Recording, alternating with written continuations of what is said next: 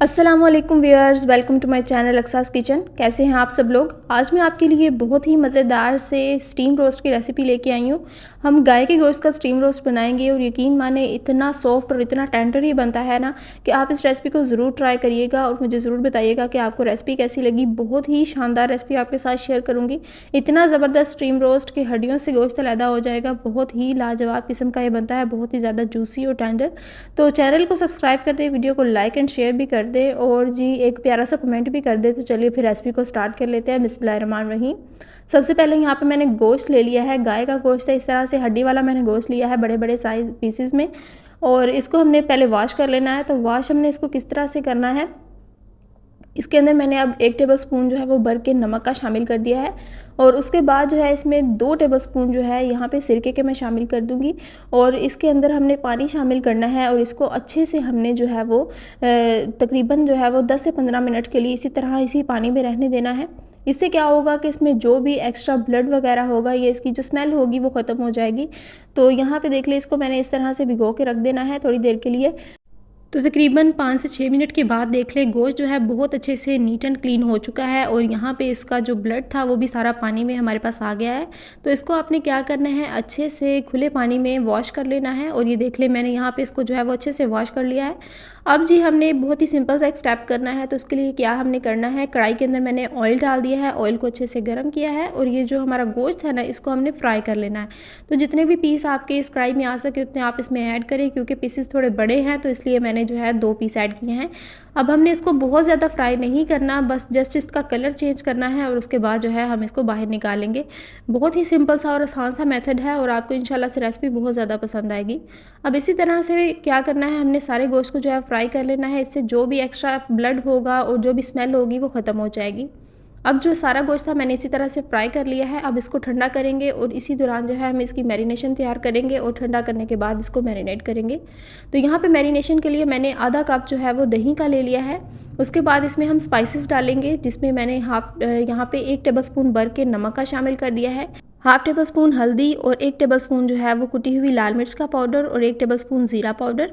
साथ में 1 टेबलस्पून भर के जो है यहाँ पे धनिया पाउडर शामिल कर दिया है। हाफ टेबलस्पून काली मिर्च का पाउडर ऐड कर देंगे और यहाँ पे 1 पूरा टेबलस्पून भर के जिंजर गार्लिक का पेस्ट शामिल कर दिया है। 2 टेबलस्पून इसमें चिली सॉस के ऐड कर देंगे। इससे बहुत ही मज़ेदार सा इसका फ्लेवर आएगा। सारी चीज़ों को आपने अच्छे से मिला लेना है। अगर आप स्पाइस ज़्यादा पसंद करते हैं तो आप उसी हिसाब से जो है वो नमक मिर्च को कम ज़्यादा कर सकते हैं। उसके बाद जो है सारी चीज़ों को आपने अच्छे से मिला लेना है और बहुत ही एक मज़ेदार सी मैरिनेशन आपने तैयार करनी है। तो यहाँ पे जो है सारी चीज़ें अच्छे से मिक्स हो गई हैं और हमारी मैरिनेशन कम्प्लीटली रेडी है और गोश्त भी जो है यहाँ पे अच्छे से ठंडा हो गया है। उसके बाद जो है अब हमने इसके ऊपर जो है सारा मिक्सचर इस तरह से अप्लाई कर देना है। आपने बोल को अच्छे से क्लीन कर लेना है।